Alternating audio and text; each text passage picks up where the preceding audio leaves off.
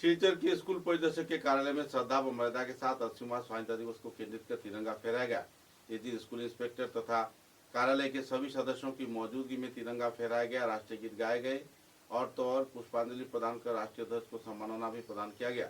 एक आनंदपूर्ण माहौल में इस दिन तिरंगा फहराया गया और तो और शिक्षा की कई उन्नयनमूलक गतिविधियों के बारे में भी लोगों को जागरूक किया गया। राज्य व केंद्र सरकार की ओर से जो पहलियां उन्नयन के क्षेत्र में की जा रही है, इस संदर्भ में भी स्कूल इंस्पेक्टर ने सभी स्तर के लोगों को अवगत करवाया।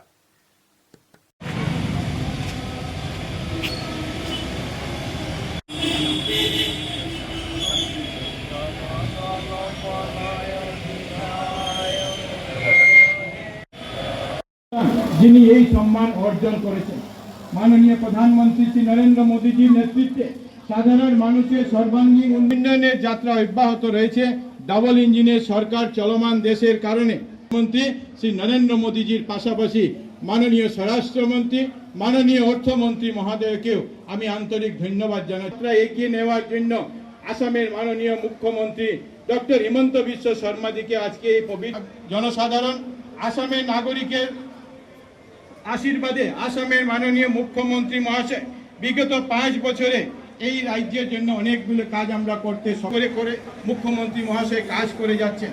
মাননীয় মুখ্যমন্ত্রী মহাশয়ের প্রতি রাজ্যের জনগণের আশীর্বাদ ও বিশ্বাসের প্রতিফলন গত 2026 সালের বিধানসভা নির্বাচনের ফলাফল রাজ্যের ইতিহাসে 2021 সালে আসামে 1 লক্ষ যুবক-যুবতীদেরকে সরকারি চাকরি দেওয়ার কথা ঘোষণা করেছিলেন। আর আমরা লক্ষ্য করেছি যে 5 স্বচ্ছতার সঙ্গে মেধার ভিত্তিতে চাকরি দেওয়ার ব্যবস্থা আসাম সরকার করে দিয়েছে। আগামী 5 বছরে আরো 2 লক্ষ সরকারি চাকরি দেওয়ার কথা ইতিমধ্যে মাননীয় মুখ্যমন্ত্রী সরকারের বিভিন্ন বিভাগে কাজের কিছু সংক্ষিপ্ত তথ্য আপনাদের কাছে তুলে ধরতে চাইছি। অসমের স্বরাষ্ট্র বিভাগ, পুলিশ ব্যবস্থা, ফৌজদারি বিচার ব্যবস্থা, দুর্যোগ মোকাবিলা, কারাগার ব্যবস্থাপন সার্বিক সংস্কার হাতে নিয়েছে। নতুন ফৌজদারি আইন বাস্তবায়নে জাতীয় স্তরে শীর্ষ স্থান অর্জন করেছে আমাদের রাজ্য। অসম পুলিশ প্রযুক্তি ও ভিত্তিক অভিযানের মাধ্যমে রাষ্ট্রের বিরুদ্ধে আমাদের যে সরকার, সেই আমাদের সরকারের যে যুদ্ধ, সেই যুদ্ধ অব্যাহত আছে। আমরা জানি যে গত 14 মার্চ আসামের মাননীয় মুখ্যমন্ত্রী সচিবালয়ের নাম পূর্বে বরাকভেলি সেক্রেটারিয়েট ছিল, কিন্তু পরবর্তীতে মাননীয় মুখ্যমন্ত্রী মহাশয় বরাক উপত্যকা সচিবালয়ের নাম পরিবর্তন করে আসাম সচিবালয় বরাক উপত্যকা নামকরণ করা হয়েছে, যাতে আমরা উন্নয়নের দিকে এর মাধ্যমে কাজ করতে পারি। আমাদের কাছাড় জেলার জেলা আয়ুক্ত কার্যালয়ে নতুন কার্যালয় নির্মাণের প্রক্রিয়া চলছে এবং 2027 মার্চের মধ্যে এটা সম্পূর্ণ করা হবে। পাশাপাশি শিলচরে নতুন সার্কিট হাউস নির্মাণের কাজ আমরা 2027 মার্চের মধ্যে শিলচরের পরবর্তী শ্রীভূমি মেডিকেল কলেজ এবং হাসপাতালের কাজ আজকের দিনে আমরা জানি সবাই করছি। 621 কোটি টাকা ব্যয়ে মেডিকেল কলেজ এবং হাসপাতালের কাজ 28% ইতিমধ্যে অগ্রগতি লাভ করেছে। লক্ষ্মীপুর তথা কাছাড়ে 8 কোটি টাকা ব্যয়ে হাই স্কুলগুলি, সরকারি হাই স্কুলগুলি পরিকাঠামো উন্নয়নের জন্য 32টি সরকারি স্কুলে 8 কোটি টাকা করে কাজ সম্পূর্ণ হয়েছে বা কাজ আজকের দিনে এগিয়ে চলেছে।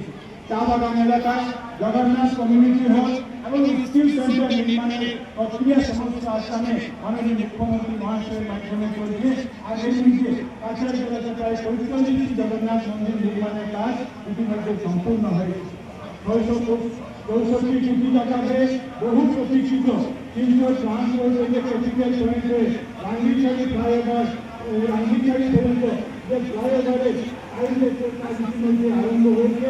আগামী মাসে পূর্ণাঙ্গ রূপে ফ্লাইওভারের কাজ আমরা আরম্ভ করব। शिलचर के जिला परिषद कार्यालय में जिला परिषद चेयरमैन कंकर नारायण सिकीदार तथा दूसरे वरिष्ठ दिग्गज हस्तियों की मौजूदगी में आनुष्ठानिक तौर पर तिरंगा लहराया गया। 80वां स्वाधीनता दिवस को केंद्रित कर तिरंगा फहराने के साथ साथ राष्ट्रीय गीत गाए गए और राष्ट्रीय ध्वजा को सलामी भी प्रदान किया गया। गौरतलब है कि सीईओ किसी कारणवश गुवाहाटी में रहने पर आखिरकार चेयरमैन कंकर नारायण सिकीदार ने भी तिरंगा फहराया और राज्य व केंद्र सरकार की ओर से किए जा रहे उन्नयनमूलक गतिविधियों के बारे में भी आलोकपात किए। সুন্দর ভারতবর্ষ গঠন করা আর সেই বলে আমার মনে হয়েছে। গ্রামাঞ্চলে এটা জেলা পরিষদের অফিসে এই সাংস্কৃতিক বিনয় আমরা আজকে পূরণ করলাম। আর আমাদেরও সংকল্প যে এই গ্রামীণ ক্ষেত্রে সমস্ত ভারতবর্ষের কথা না বললেও কাছাড়ের গ্রামীণ ক্ষেত্রে যাতে সেই সংকল্প বাস্তবায়িত হয় তার জন্য আমরা এই দায়িত্ব নিয়েছি আর সেটা রূপায়ণ করার অনেকেই বিশেষ জায়গায় এই অনুষ্ঠান পালন হচ্ছে, অনেকেই আসতে পারেননি, কিন্তু আজকে আমাদের এখানে সিও নেই, সিওর দায়িত্বে আছেন আমাদের ইঞ্জিনিয়ার সীমাদি, ওনার তত্ত্বাবধানে এই অনুষ্ঠানটা হয়েছে। আমার এই স্টাফরা সবাই এখানে সহযোগিতা করেছেন। আর এই বলে সবাইকে আজকের দিনে সুন্দর একটা ভারতবর্ষ আগামীতে আমরা পাবো সেই আশা। समाचारों के अंत में बराक वार्ता की सुर्खियां एक बार फिर।